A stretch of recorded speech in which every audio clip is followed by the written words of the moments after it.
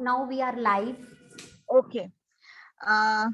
So thank you, sir, first of all, for being so kind to accept our invite today on the occasion of this World Cancer Day. So Thank you. It's my pleasure to be on this day. yeah, yeah. Okay. So now let's begin with our interview. So I hope this podcast would be helpful to each and everyone who is there with us today, attending live.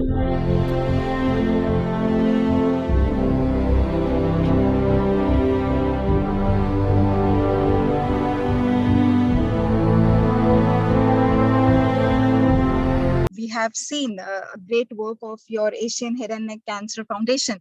So would you like to brief us something regarding it? Okay, so Asian Head Neck Cancer Foundation is basically a very unique foundation which is working towards head neck cancers. So when I say head neck cancers, it's basically about the cancers of jaws, cancers of nasal cavity, cancers of throat, cancers of the voice box. So everything above clavicle, we talk about, these are the head neck cancers.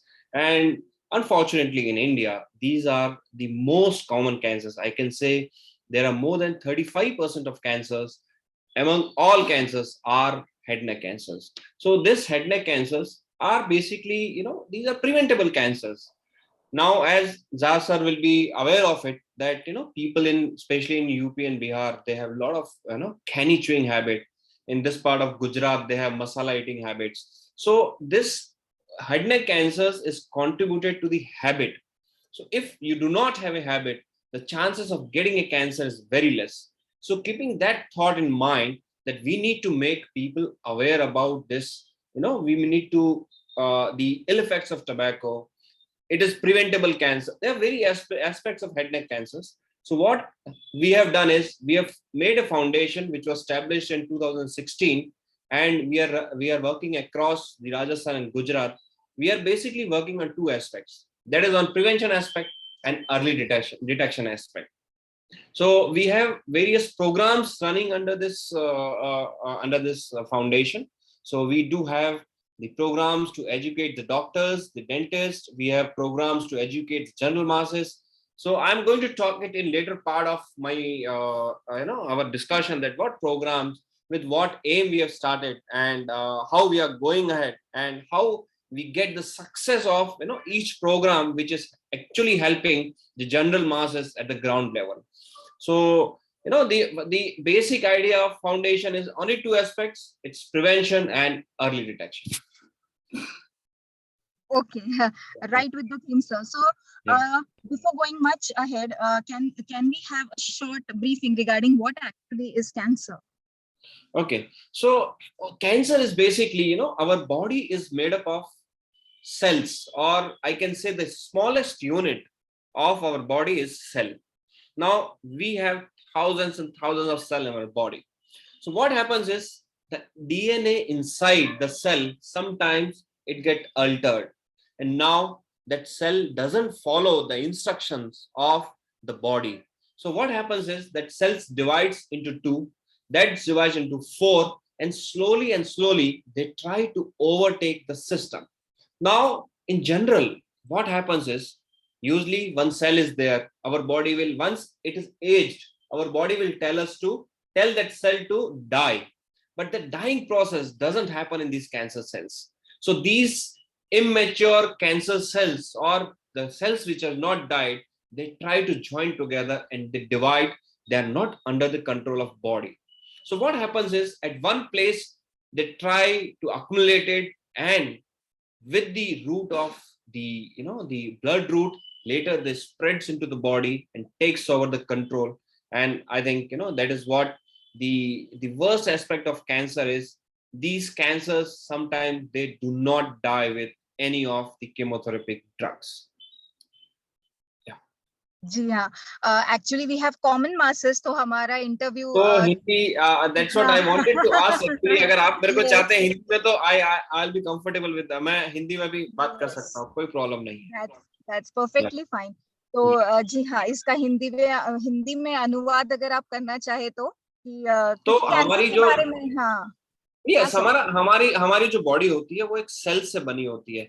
और क्या होता है कि अपने शरीर में जो sales होते हैं, सबकी एक एज होती है, जैसे फॉर एन एग्जाम्पल जैसे एक प्लेटलेट है तो उसको 120 दिन की एज है, उसके बाद वो मर जाना चाहिए। इसी तरह हर शरीर में हर सेल की एक एज होती है। पर जो कैंसर के सेल होते हैं उनके अंदर एक डीएनए करके जो उसका अंदर का मैकेनिज्म होता है वो डिस्टर्ब हो जाता है और वो सेल मरता नहीं है। वो ऐसे एक सेल दो बनाता है, दो के चार बनाता है, स्लोली एंड स्लोली ऐसे हमारे शरीर के एक हिस्से में ये सेल इकट्ठे होते हैं। उसके बाद ये अपने खून के रास्ते जो जो अपनी नस होती है उसके थ्रू ये अलग अलग ऑर्गन में जाते हैं और जिसको हम लोग कहते हैं कि पूरी शरीर में ये बीमारी को फैलाते हैं और इस शरीर को एक तरह से खोखला कर देते हैं।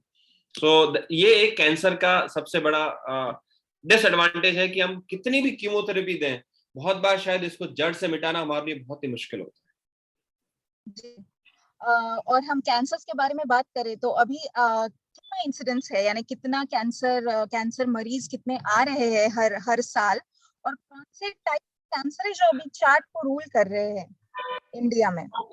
Okay, so according to the recent जो सर्वे हुआ था, in by 2024 our cancer prevalence rate, जो हमारी प्रिवलेंस रेट मतलब हर 5 साल में एक कैंसर की स्टडी होती है जिसमें ये बताया जाता है कि ये हम जो भी एफर्ट डाल रहे हैं क्या इससे कैंसर कम होने वाला है। बट अनफॉर्चुनेटली ये कैंसर आने वाले 5 साल में भी कम होता नहीं दिखता है।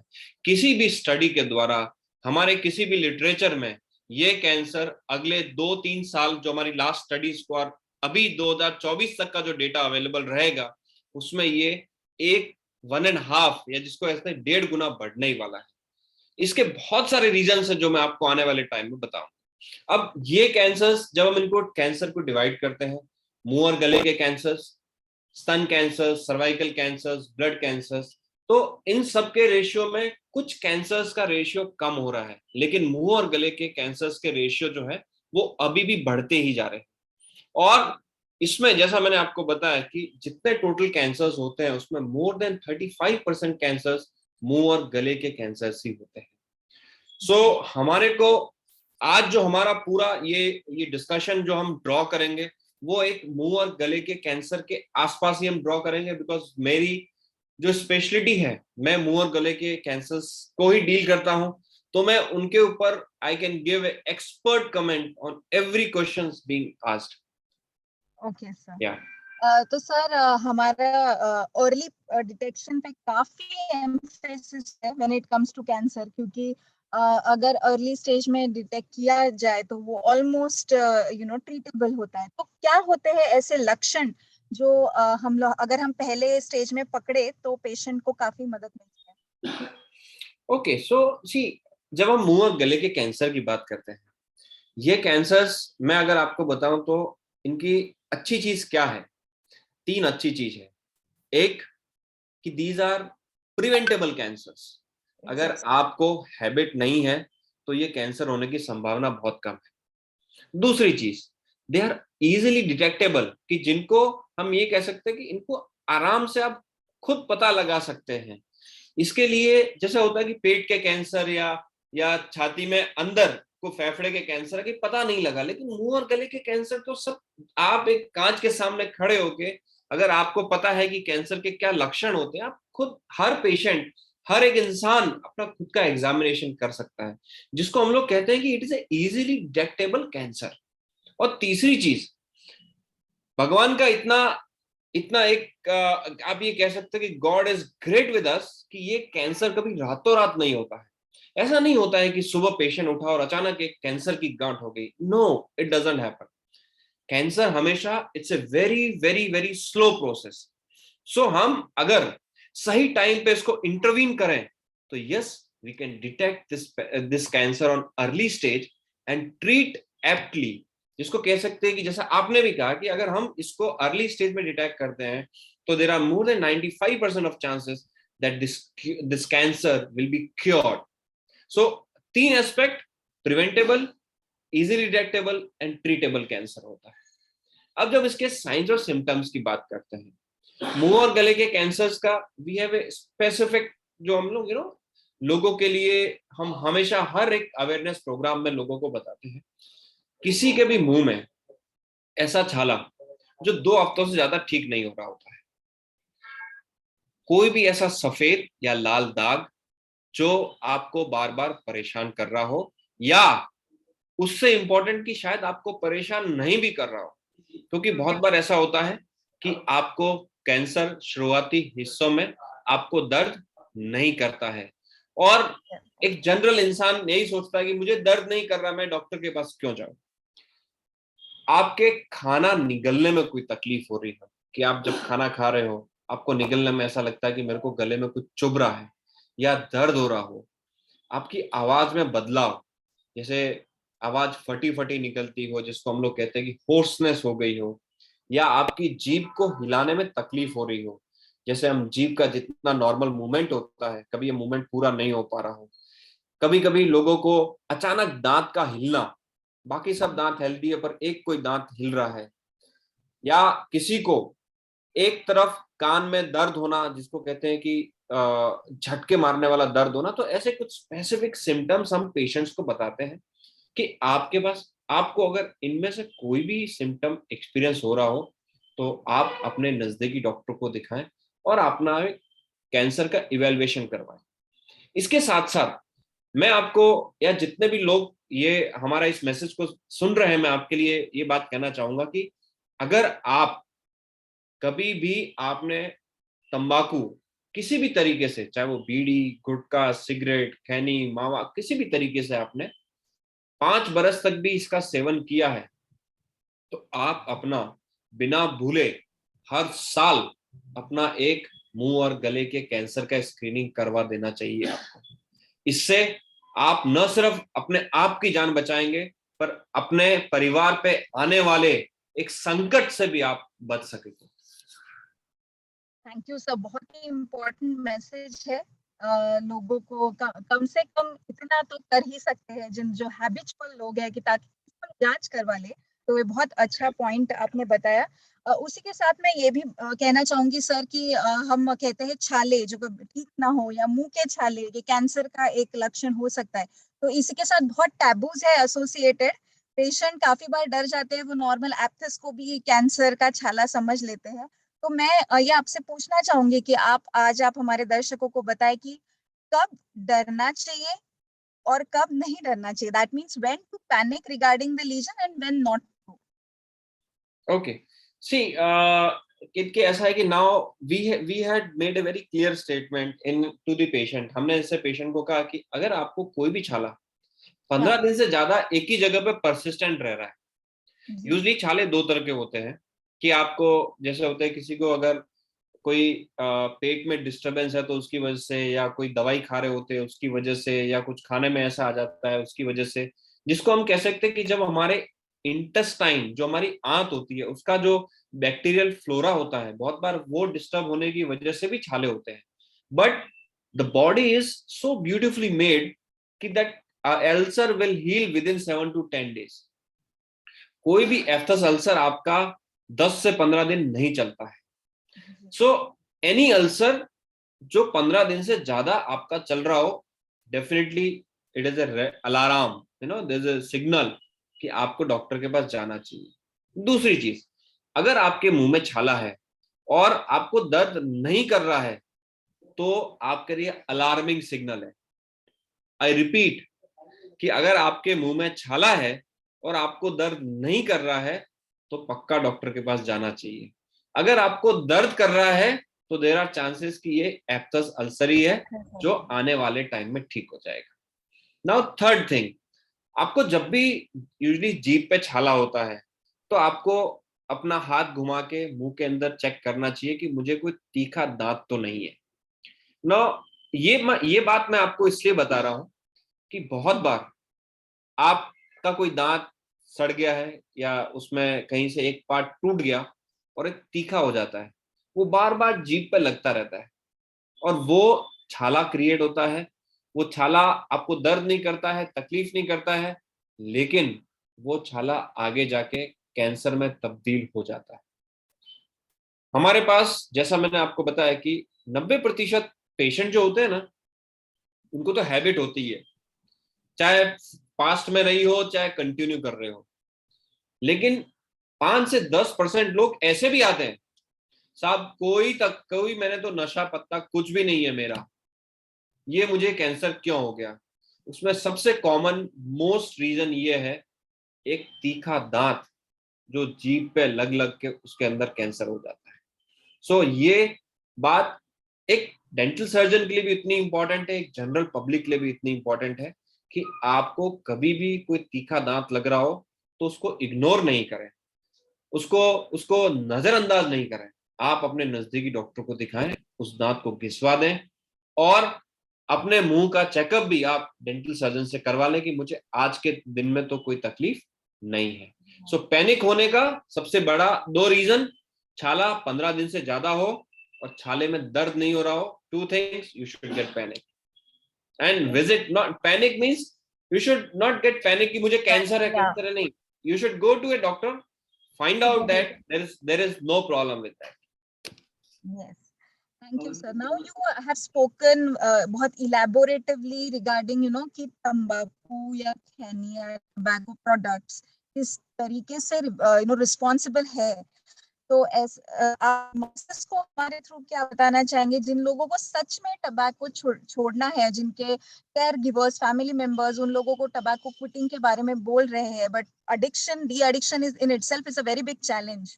तो आप ऐसे लोगों का मनोबल बढ़ाने के लिए आप क्या सलाह देंगे?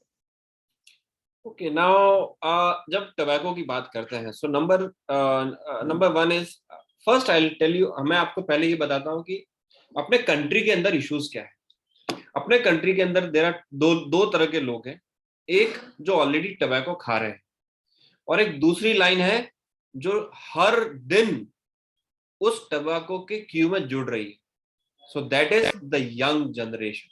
सो हमने ये बहुत स्टडी किया कि हमारे को अगर हम एक मेहनत करते हैं कि जितने टबैको खा रहे हैं उन सब की छुड़ा सकते हैं, उसमें हमारा सक्सेस रेशियो बहुत कम था। लेकिन हमने फिर दूसरे पहलू को पकड़ा कि जितने लोग इस टबैको के जाल में फंस रहे हैं, जो लोग इस टबैको को इस लाइन में खड़े हो रहे हैं, हम उनको कैसे रोक सकते हैं। तो हमारा जो पूरा हमारा एक फाउंडेशन द्वारा एक प्रोग्राम है जिसको हम कहते हैं TOSS, TOSS, that is tobacco sensitization school programme. अब ये टॉस क्या है? टॉस के अंदर क्या होता है कि हम हर स्कूल के अंदर हमारा एक जो भी डेंटल सर्जन या जो भी डॉक्टर होता है उनको हम ट्रेन करते हैं कि स्कूल में जाके टबैको के इफेक्ट्स के बारे में बताएं, क्योंकि ये जो जनरेशन है जो आज नहीं तो कल टबैको में जुड़ने वाली है, उनको हमको आगाह करना पड़ेगा कि ये टबैको सिर्फ आपके लिए ही नहीं, ये आपके परिवार के लिए भी अच्छी नहीं है। और उससे हमारे को दो बहुत बड़े एडवांटेज मिले। एक, जितने यंग लोग इस टबैको के जाल में फंस रहे थे उनकी जो नंबर्स है वो कट डाउन हुए। इसके साथ साथ दूसरी इंपॉर्टेंट फाइंडिंग जिसको हम कह सकते हैं कि कोइंसिडेंटल फाइंडिंग हमने जो देखी, वो ये देखी कि बच्चा घर पे जब जाता है वो अपने पिताजी को देखता है कि तंबाकू खा रहे हैं, या घर में कोई भी उसके चाचा है या कोई भी है, वो बच्चा जाके मना करता है कि पापा ये तंबाकू मत खाओ, ये आपके लिए अच्छी नहीं है। एंड हमारे इस प्रोग्राम के अंदर हम उनको इतना एम्फेसिस करवाते हैं कि वो बोलता है कि आप, मैं स्कूल नहीं जाऊंगा आप तंबाकू नहीं छोड़ोगे तो ये बच्चों का इतना हमारे को सपोर्ट मिला कि they have helped us in quitting the tobacco of the people who are using it. So this programme has really given us a good insight into, हमारे को बहुत अच्छा इंसाइट दिया कि हमारे को टबैको जहां से स्टार्ट हो रहा है वो रोकने में दोनों तरफ से हमको मदद कर रहे हैं। अब दूसरी चीज, जो लोग टबैको यूज कर रहे हैं उनके छुड़ाने के लिए, अगेन आई से देयर आर टू एस्पेक्ट्स। सबसे पहले तो उनको खुद को डिसाइड करना होगा। सब लोग पूछते हैं कि साहब तंबाकू छूटती नहीं है, छुड़ाने का कोई रास्ता है? We said there is no way out, you have to be firm at heart. आपको विल पावर, जिस दिन आप विल पावर से डिसाइड करेंगे कि मुझे ये तंबाकू छोड़नी है, तभी मैं आपकी हेल्प कर सकता हूं। आपको मैं कितना ही समझाऊं, the moment you are out of my office, आप अपने दोस्तों की ऐसी कंपनी में बैठे होंगे जो बोलेगा अरे खाना यार, एक बार खाने से कौन सा कैंसर हो जाएगा, and the cycle breaks again. It is very easy to get on the good habits, but it is 100% more difficult to get off the bad habits. So हमारे को Yes. bad habit को तोड़ने के लिए और ज्यादा मेहनत करनी पड़ती है. So अगर कोई छोड़ना चाहता है और किसी कारण से छूट नहीं पा रही है, तो हम लोग we take the help of psychologist, जो कि हमारे फाउंडेशन से भी जुड़े हुए हैं, कि वो आपको एक तरह का गाइडेंस देते हैं, आपकी काउंसलिंग करते हैं, आपको उस टबैको के बारे में धीरे धीरे. एक दिन में मैं सारा नॉलेज दे दूंगा तो वो इवेपोरेट हो जाएगा. सो दे पैक इट स्लोली स्लोली. आप गए 5-7 दिन में थोड़ा थोड़ा थोड़ा थोड़ा आपको पैक करते रहे, तो धीरे धीरे करके वो उनके दिमाग में उतरता रहता है. And then they able to decide कि हाँ यार, मुझे ये तंबाकू छोड़ देनी चाहिए. एट द सेम टाइम उनका जो फैमिली का जो रोल होता है वो भी बहुत ही इंपॉर्टेंट होता है उसके अंदर. Every family member should stand with a person जो तंबाकू छोड़ना चाहता है, तभी वो तंबाकू छोड़ सकता है. एंड इफ नथिंग वर्क्स, कि सब कुछ कर लिया, अब हमारे पास कोई रास्ता नहीं है, then we have the psychiatrist who usually takes care, उसके बाद उनका रोल स्टार्ट होता है, where they use some kind of medications to get off the habit. So this is what, ये हमारा टबैको सेसेशन का पूरा एक प्रोटोकॉल रहता है.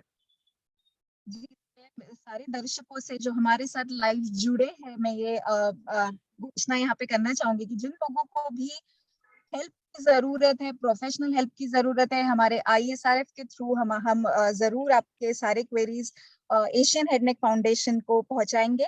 आप डायरेक्टली प्रोफेशनल की हेल्प यहाँ से ले सकते हैं. Sir, We will be happy to do that. या thank you sir. Talking about medication, बहुत एडवर्टाइजमेंट्स चलती रहती है सर निकोटेक्स के बारे में. ब्रांड नेम तो लेना नहीं चाहिए, मगर काफी निकोटिन रिप्लेसमेंट थेरेपीज आ रही है जो पेशेंट्स को क्लेम करती है कि वो तंबाकू छूट जाएगा. तो आप क्या कहना चाहेंगे ऐसे रिप्लेसमेंट थेरेपीज के लिए? ओके मैम, मैं एक साइंटिफिक तरीके से अगर आपको बात करूं, एज ए प्रोफेशनल डॉक्टर बात करूं, तो अभी भी हमारे लिटरेचर में ये जितने भी टबैको डी एडिक्शन के जो टैबलेट्स फॉर्म में XYZ जो भी कंपनीज बनाती है, उसका जो इफेक्टिव रोल है वो बहुत ज्यादा प्रॉमिसिंग नहीं है ना. वो प्रॉमिसिंग क्यों नहीं है? बिकॉज ये सब टैबलेट का एक पर्टिकुलर डोज होता है. आपको पहले 5 दिन तक एक दिन में 12 खानी है, फिर अगले 5 दिन तक एक दिन में 11 खानी है. So patient compliance is literally, it is less than 5%. लोगों को सिर्फ ऐसा सॉरी लोगों को ऐसा लगता है सिगरेट की तलब में मैं एक निकोटेक्स खा लूं उससे मेरी हैबिट टूट जाएगी. That is a myth. So उनका जो डी एडिक्शन प्रोटोकॉल है वो इतना पेशेंट या इतना पीपल फ्रेंडली नहीं होने के कारण उनका बहुत ज्यादा साइंटिफिक प्रूवन रोल नहीं है.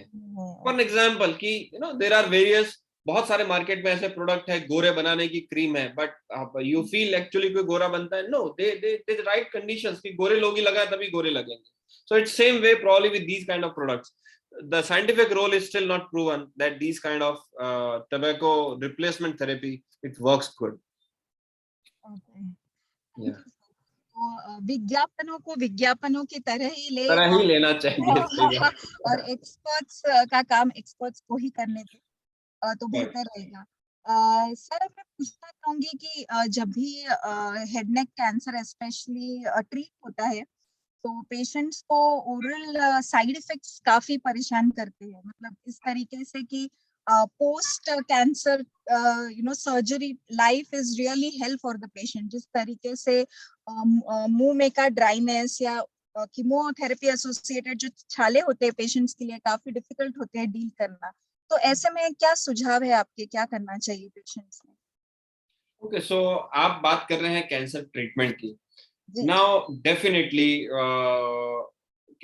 the treatment of cancer is definitely, it is painful treatment. Painful means you need to go through a certain एक तरह का आपको एक पेन से गुजरना तो पड़ता ही पड़ता है. There's nothing easy. इस कैंसर से निकलना है तो आपको फाइट करना पड़ेगा.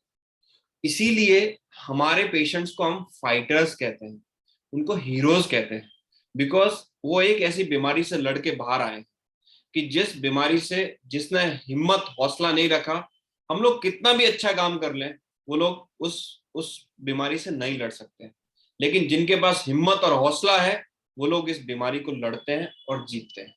और ये लड़ना क्या है? ये लड़ना यही है कि आपको इस इलाज के दौरान जो भी तकलीफें होगी उन तकलीफों से गुजरना पड़ेगा।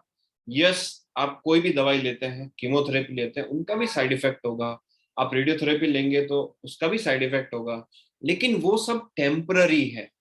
इनमें से 90% चीजें जो इस इलाज के दौरान होती है वो टेम्पररी होती है, कि आप एक एक एक पीरियड के दौरान होती है।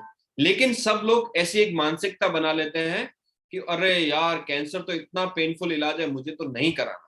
एंड हमारी सोसाइटी के अंदर ये मिथ फैल जाता है, क्योंकि जब ठीक हो जाते हैं उसके बाद कोई सोसाइटी में आके नहीं कहता है कि मुझे कैंसर था, मैं ठीक हो गया।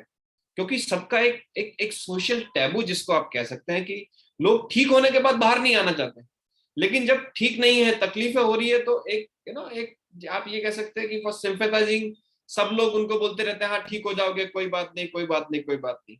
सो these treatment side effects are very limited. And जैसे नई टेक्नोलॉजीज आ रही है, डेफिनेटली साइड इफेक्ट्स भी धीरे धीरे कम हो रहे हैं।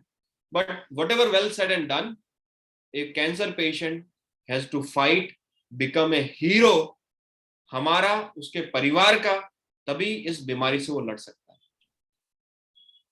जी सर।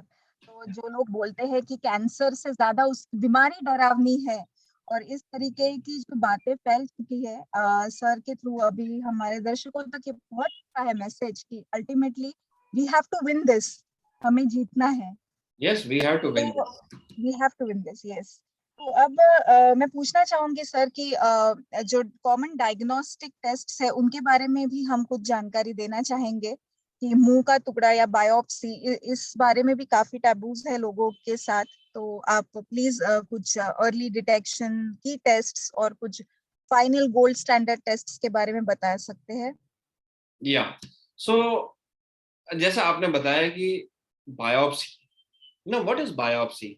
बायोप्सी एक ऐसा प्रोसीजर है जिसमें आपके जो भी छाला है उसके अंदर से एक छोटा सा टुकड़ा लिया जाता है, उसको लैब में टेस्टिंग कराया जाता है, and that is a gold standard.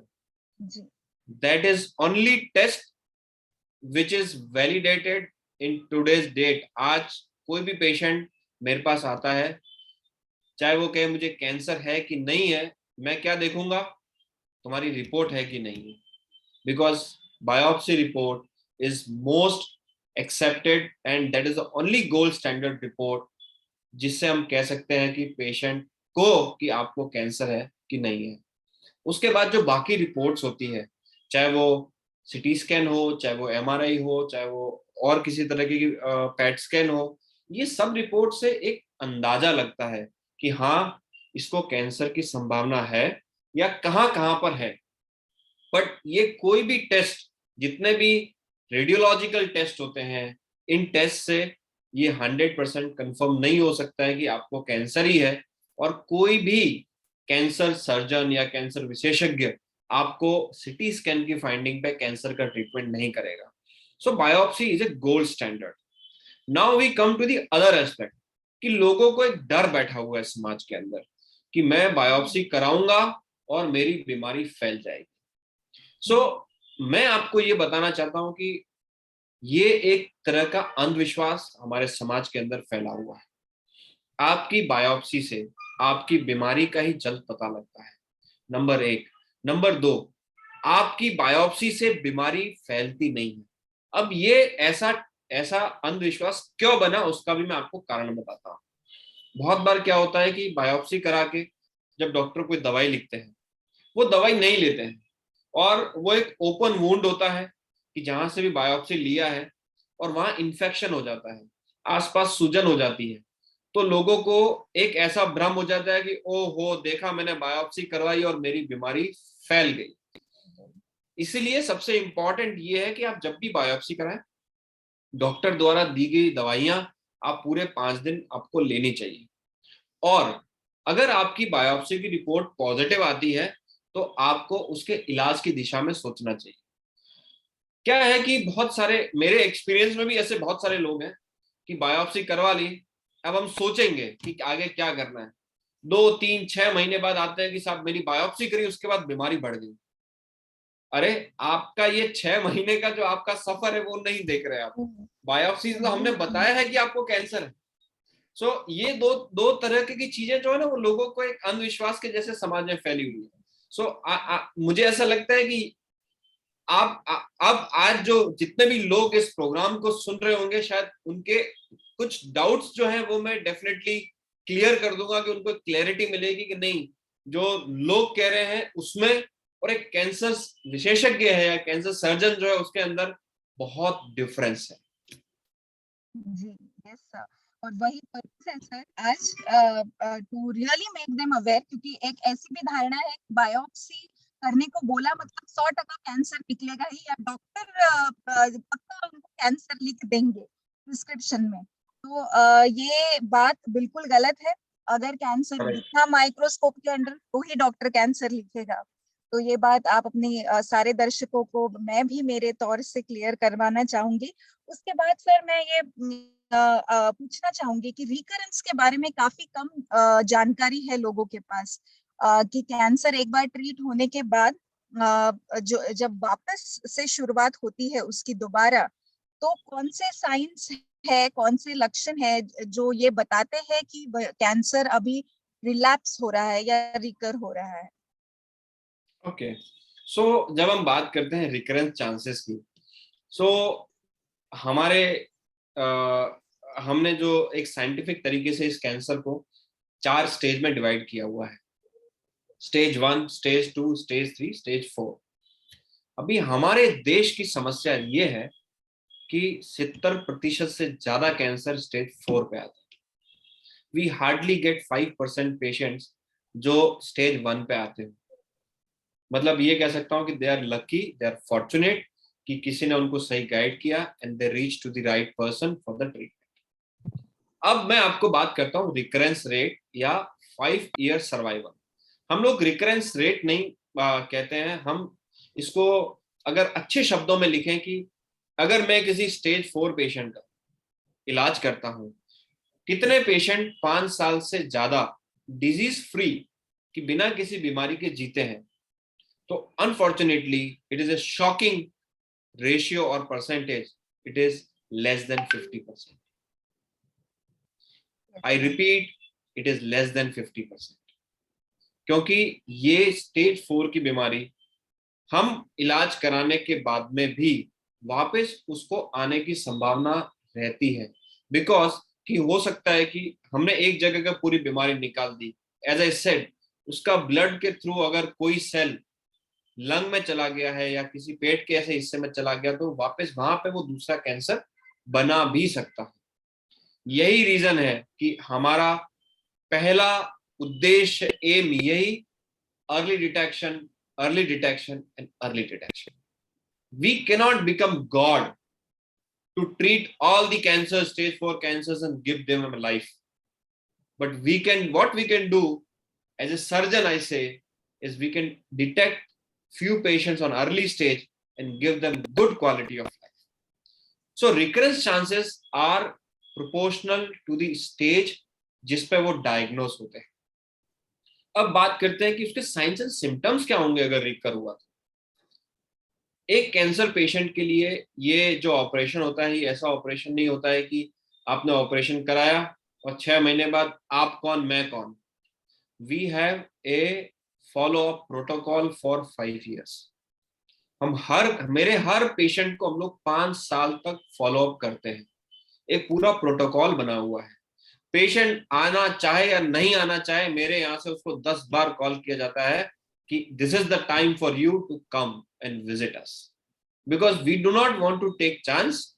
हम एक बार जिसको बीमारी आई है उसको दूसरी बार आने की संभावना अगर स्टेज 4 पे है, जैसा मैंने आपको बताया कि उसको संभावना ज्यादा है, तो मुझे ही देखना चाहिए। और हमारे इस प्रोटोकॉल को हम फॉलो करते हैं, जिसमें हम पेशेंट के ऊपर रिलाई नहीं करते कि आपको ये तकलीफ हो तब आना, then it will be too late. तब तक इतना लेट हो जाता है कि वो पेशेंट हमारी मेडिकल साइंस की किसी भी ट्रीटमेंट से बाहर चला जाता है। सो हमको हर पेशेंट को अपने ट्रीटमेंट फॉलोअप में रखना होता है। सो एक बार जिस भी डॉक्टर से आपने ऑपरेशन कराया, मेरी आपको यही सलाह है कि 5 साल तक आप उस डॉक्टर के फॉलोअप में ही रहें, या आपके जो भी नजदीक के कैंसर सर्जन है, कैंसर फिजिशियन है, उनके फॉलोअप में रहें, ताकि आपको ये वापस बीमारी अगर आती भी है तो उसको अर्ली डिटेक्ट करके ट्रीट किया जा सकता है। जी sir, very well said sir. On this मैं ये कहना चाहूंगी कि पेशेंट को और एक जो प्रॉब्लम होती है कैंसर ट्रीटमेंट के साथ, और यूजुअली जो मानसिकता है उन लोगों की कि बहुत पैसा खर्च होता है। काफी पेशेंट्स मेरी जानकारी में है जो गए भी नहीं है बड़े अस्पतालों में या कहीं और, ताकि वो डिजीज फ्री या उसकी सर्जरी करे, क्योंकि उनकी मानसिकता यही है कि हम अफोर्ड ही नहीं कर पाएंगे। तो आप इस चीज पे अगर रोशनी डालें कि कौन से ऐसे कॉरपोरेट स्कीम्स है या गवर्नमेंट स्कीम्स है जो जिसके लिए पेशेंट्स जा सकते हैं फॉर कैंसर ट्रीटमेंट। ओके, सो ये भी एक तरह का लोगों के अंदर एक मिथ है, जिसको आप कह सकते हो अंधविश्वास है, कि इलाज करने के लिए फाइनेंशियल हर्डल है। आई आई मैं आपको फिर कहता हूं कि इलाज करने के लिए बहुत पैसों की जरूरत होती है, और पैसों की कमी के कारण इलाज नहीं कराया, ये एक तरह का अंधविश्वास है। मैं अभी आपको प्रूव करूंगा ये कैसे, लेकिन उससे पहले मैं आप लोगों को एक सलाह देना चाहूंगा as a doctor, as a surgeon, कि आप लोग अगर गुटखे का सेवन करते थे, करते हैं, आपने छोड़ भी दिया है, तो भी आप अपने परिवार का मेडिकल इंश्योरेंस ले लेना चाहिए, न सिर्फ कैंसर के लिए बल्कि आने वाली किसी भी बीमारी के लिए, क्योंकि इमरजेंसी या इस तरह की मेडिकल कंडीशंस कभी बोल के नहीं आती है। तो ये कोई भी कंडीशन आपके आपके परिवार के ऊपर टोल नहीं आए, तो मैं आज आप सबसे रिक्वेस्ट करूंगा कि आप लोगों को अपने परिवार के लिए और अपने लिए एक मेडिक्लेम पॉलिसी, जिसको हेल्थ पॉलिसी कहते हैं, वो ले लेनी चाहिए। आप देखिए कि सर कैसी विडंबना है कि एक कार चलाने वाले को कंपलसरी है कि कार का इंश्योरेंस लेना है, पुलिस चेक करती है, लेकिन एक आदमी को उसके परिवार चलाने के लिए गवर्नमेंट का कोई रेगुलेशन नहीं है कि आपको हेल्थ पॉलिसी लेनी चाहिए। इट इज, मैं ये कह सकता हूँ अनफॉर्चुनेट, बट ये ट्रुथ है। लेकिन anyways, now we come to कि कैसे अगर किसी के पास पैसे नहीं है, कम है, या कैसे ये हर्डल नहीं है। आज जिस तरह की गवर्नमेंट, जो मोदी गवर्नमेंट की योजनाएं हैं, जिसको हम लोग कह सकते हैं कि आयुष्मान भारत या प्रधानमंत्री आयुष्मान भारत योजना के तहत ज्यादातर जगह पे ये ट्रीटमेंट फ्री ऑफ कॉस्ट, इसका ट्रीटमेंट हो रहा है, चाहे वो सर्जरी हो, कीमोथेरेपी हो या रेडियोथेरेपी हो। 60% institutions, 100% institutions, government institutions across the country are giving free of cost treatment under this योजना। दूसरी, आप अगर गवर्नमेंट के एम्प्लॉय है तो आपका गवर्नमेंट इंश्योरेंस देती है। अगर आप किसी कंपनी में काम करते हैं, आपको ईएसआईसी देती है। सो कहने का मतलब ये है कि आपको सिर्फ जहां पे भी आप काम कर रहे हो वहां से आपको मेडिक्लेम या मेडिकल हेल्थ की सुविधाओं का फायदा लेना चाहिए और आपका कार्ड बना देना चाहिए।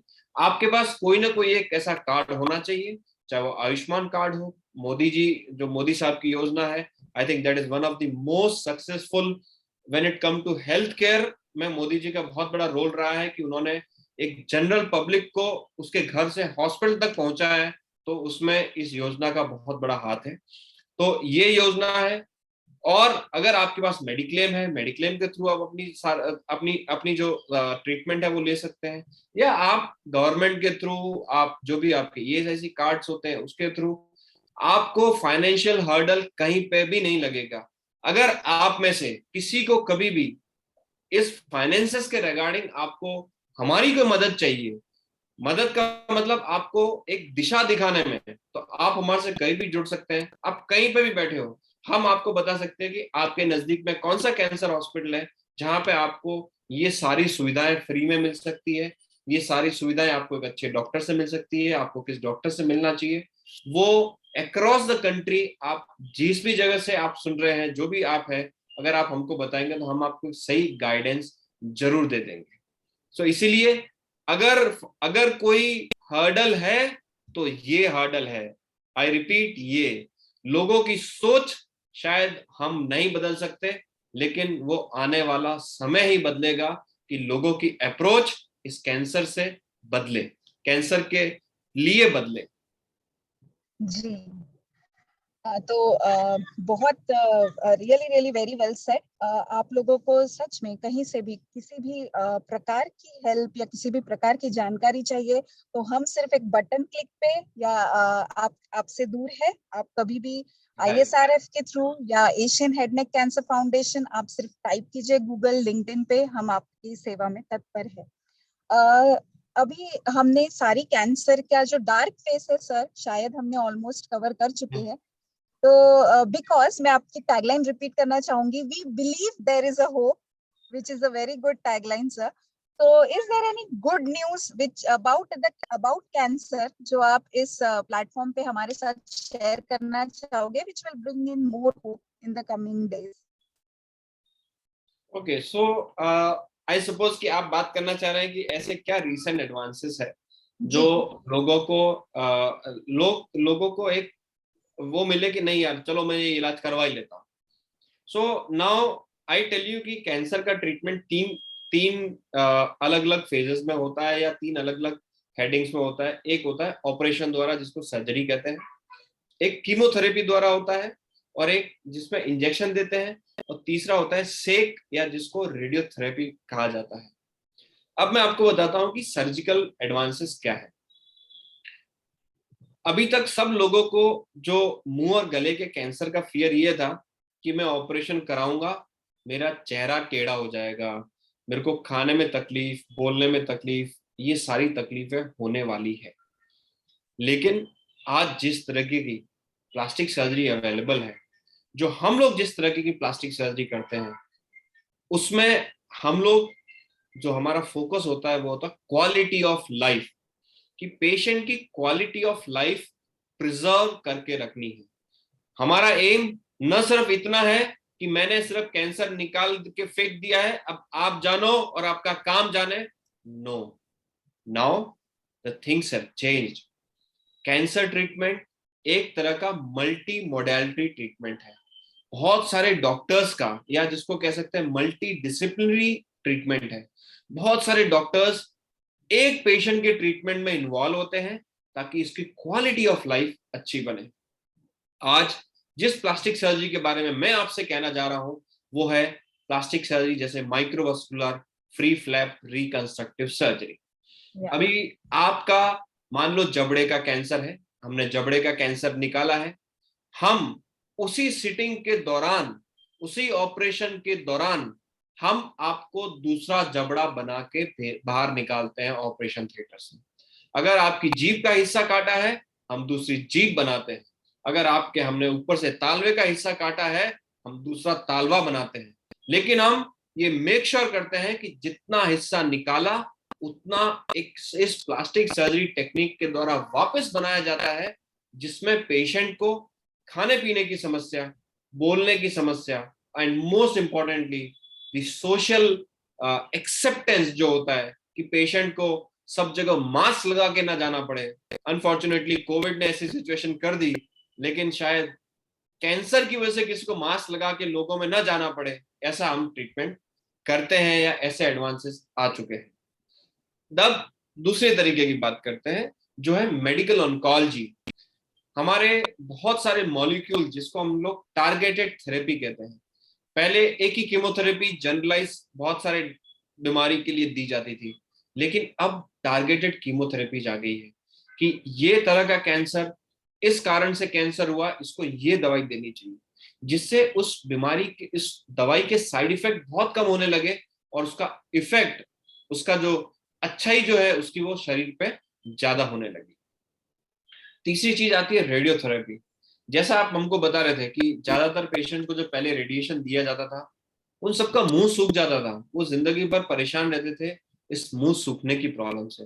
बट आज जिस तरीके की रेडिएशन मशीन का इवोल्यूशन हुआ है, जिसको हम लोग कह सकते हैं कि लिनियर टोमोग्राम और बहुत सारी ऐसी चीजें मार्केट में या अभी प्रैक्टिस में आ गई है, जिससे लोगों को साइड इफेक्ट्स कम होते हैं। सो ये तीन तरीके में डेफिनेटली एवरीवन, बहुत सारे रिसर्च इस पे चल रहा है, बहुत सारे लोग इस पे काम कर रहे हैं कि हम कैसे हर एक इंसान को इस ट्रीटमेंट को और सिंप्लीफाई करें और आपको एक अच्छी क्वालिटी ऑफ लाइफ देने में हम आपको हेल्प करें। जी सर, बहुत अच्छा लगा, और आई जस्ट होप कि हमारे दर्शकों को भी काफी हौसला मिले इन सब चीजों से, ताकि वे या उनके नजदीकी या परिचकों में अगर कोई इन चीजों से जूझ रहा है तो वो करेक्ट इंफॉर्मेशन उन तक पहुंचा पाए। तो बहुत बहुत धन्यवाद सर आपका। Thank you ma'am, with a thank you. very humble heart, I want to thank you for all this wonderful information that you really shared with us from your bottom of heart. So it will be felt, sir. So thank you. now I'm open for questions, if there are any. अगर कोई हमें कोई भी सवाल पूछना चाहता है या पूछ चुका है कमेंट बॉक्स में, तो we are open for questions. Nikita ma'am, क्या कोई सवाल है? Dr. Jha sir Okay. is here. Right. So, yeah. So I'm very happy आपने टारगेटेड थेरेपी की बात की। सर, तो ये टारगेटेड थेरेपी किस स्टेज में आप देना पसंद करते हैं और वो कितना सक्सेसफुल होता है? ओके, सो टारगेटेड थेरेपी, जैसा मैंने आपको बताया कि ये एक मेडिकल ऑन्कोलॉजी या कीमोथेरेपी का जो मोड ऑफ ट्रीटमेंट है। टारगेटेड थेरेपी ज्यादातर सबके लिए अलग अलग आई है कि ब्रेस्ट कैंसर के लिए अलग टारगेटेड थेरेपी है, हेड नेक कैंसर्स के लिए अलग है, सर्वाइकल कैंसर्स के लिए अलग है। सो बेस्ड ऑन आपके कौन से टाइप का कैंसर है, हर कैंसर को हम लोग आजकल जेनेटिक स्टडी होती है कि कहाँ पे म्यूटेशन हुआ है, किस वजह से जो एडवांसमेंट, मैं ये भी कहता हूँ कि ये तरह का एडवांसमेंट है जहाँ पे हम लोग जेनेटिक एनालिसिस भी करते हैं कि एग्जैक्टली कहाँ प्रॉब्लम होने की वजह से ये तकलीफ हुई है या कैंसर हुआ है। उस केस में जो पर्टिकुलर टाइप की कीमोथेरेपी यूज की जाती है। Now being a cancer surgeon, I think मैं आपको सॉरी मेडिकल ऑन्कोलॉजी पर्सपेक्टिव से शायद आपको मैं नहीं जवाब दे पाऊंगा, but yes, things are in a better note when it come to targeted therapy. लेकिन आपने बड़ी अच्छी बात बताई है कि सर्जरी काफी सक्सेसफुल रहता है और Yes, sir. रिहैबिलिटेशन के पॉइंट ऑफ व्यू से आप प्लास्टिक सर्जरी करके चेहरे Sir. को बिगड़ने नहीं देते हैं। Right sir. आपने एक और बहुत अच्छी बात कही लोगों के लिए कि ऐसा विश्वास है कि ये बहुत ही महंगा इलाज है, परंतु महंगा होते हुए भी हम इसको बहुत डिनाई भी नहीं कर सकते कि महंगा नहीं है। ये बहुत सारे अस्पतालें हैं या हम कहें कि सोशल ऑर्गेनाइजेशंस हैं जहां लोगों को इस तरह से मदद दिया जा सकता है। तो ये मदद हम कैसे प्राप्त करें, किन स्थानों में जाएं, शुरू से ही हम कैसे अस्पतालों का खोज करें, इसके ऊपर मैं आपकी। सर, जितने भी government cancer institutions across the country, हमारे कंट्री के अंदर सर ज्यादातर स्टेट्स के अंदर एक कैंसर सेंटर बनाया हुआ है जिसको हम लोग RCC कहते हैं, रीजनल कैंसर सेंटर। जितने भी स्टेट कैंसर सेंटर्स है, सेंट्रल गवर्नमेंट के कैंसर सेंटर्स है, उन सब पे ये योजनाएं चलती है और ये पूरा ट्रीटमेंट जो होता है वो पूरा ट्रीटमेंट फ्री ऑफ कॉस्ट होता है। उसके बाद जितने ट्रस्ट हॉस्पिटल्स है वो सारे सब्सिडाइज रेट पे कैंसर का ट्रीटमेंट करते हैं। जितने भी ट्रस्ट हॉस्पिटल, जैसे आज आप ले लीजिए कि महावीर हॉस्पिटल है, वो एक बहुत सब्सिडाइज रेट पे ट्रीटमेंट करता है। शायद मतलब हम कभी सोच भी नहीं सकते कि इतना एक छोटे से उसमें कोई ट्रीटमेंट होता होगा। So these are the various things की। और अगर किसी भी भारत के किसी भी हिस्से में कोई एक पेशेंट है, उसको एक गाइडेंस चाहिए कि साहब हम यहाँ इस एरिया में है, हमारे नजदीक में कौन से हॉस्पिटल में फ्री में इलाज हो सकता है, सो दैट हम लोग उसके लिए उनकी मदद कर सकते हैं, उनको सही तरीके से गाइड कर सकते हैं। जो हमारा एक कैंसर का नेटवर्क पूरे कंट्री के अंदर है, उसके अंदर से हम उनको सेग्रीगेट करके उस सही जगह तक पहुंचाने में हम आपकी as a Asian head neck cancer foundation हम हर पेशेंट की मदद कर सकते हैं। बहुत बढ़िया। आपने अर्ली डिटेक्शन की बात की और मेरे ख्याल से यही सबसे मूलभूत स्थान है कि अर्ली स्टेज में डिटेक्शन से आपने कहा कि कैंसर को हम क्योर भी कर सकते हैं। Right sir. Early detection basically sir क्या है कि अगर आपने स्टेज 1 स्टेज 2 पे अगर हम किसी भी कैंसर को डायग्नोज कर देते हैं, उसके बाद में उसका जो सबसे सक्सेसफुल इलाज वो है सर्जरी। अगर स्टेज 1 स्टेज 2 पे है तो सर्जरी के बाद कोई कीमोथेरेपी या रेडियोथेरेपी की भी जरूरत नहीं होती है, and patient gets 100% result also. So हमारे को इसलिए अर्ली डिटेक्शन, हमारा पूरा फोकस अर्ली डिटेक्शन पे है, because advance stage disease definitely, as I said, मेरे जो गुरु थे, बॉस, हमेशा मेरे यही कहते थे, you cannot become god to save all cancer patient, but do service, go search stage 1 patient, give them good quality of life. A life saved will add on to your, it will add on to you. Right. Yes. बहुत अच्छा discussion है. I don't think the session should get over. Nikita ma'am, do we have any other live questions? Yes, the same question which Dr. Jha sir had already asked with him. So one is that number of people are asking that how we can connect with you. So Dr. Ketki madam has already informed that you can connect through the various social platforms as well on our emails of IESRF, and if Dr. Shakti sir want to share the details from his foundation, it is great to him. Thank you. Yeah, ma'am. You can connect to us on, you can just log into our website. They have all contact details. We have our phone numbers. We have, we have people working here. They will respond to you. आप जहाँ से भी बात कर रहे हैं, आपको पूरा response देंगे.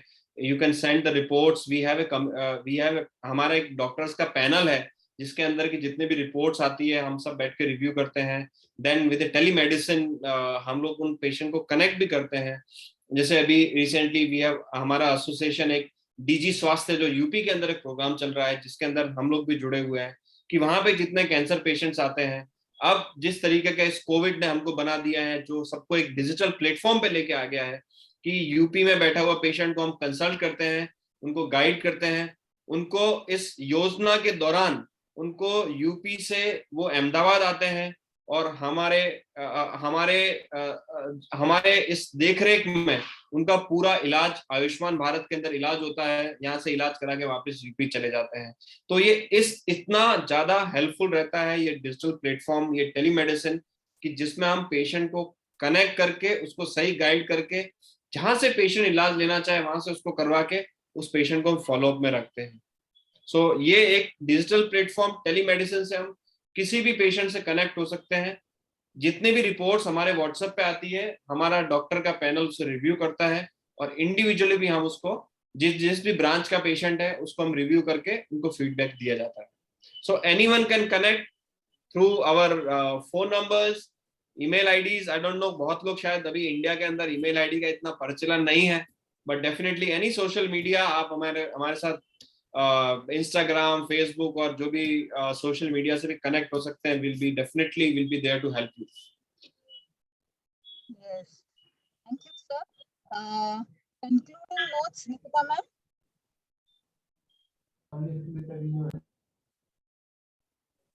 Yes madam, please conclude. Yeah. Thank you everyone for your time. Thank you Shakti sir. Cannot thank you enough for all the wonderful notes. It was pleasure to be with you actually. Yeah. Thank you. Just hope that we could come up with a bigger and better project in the future also.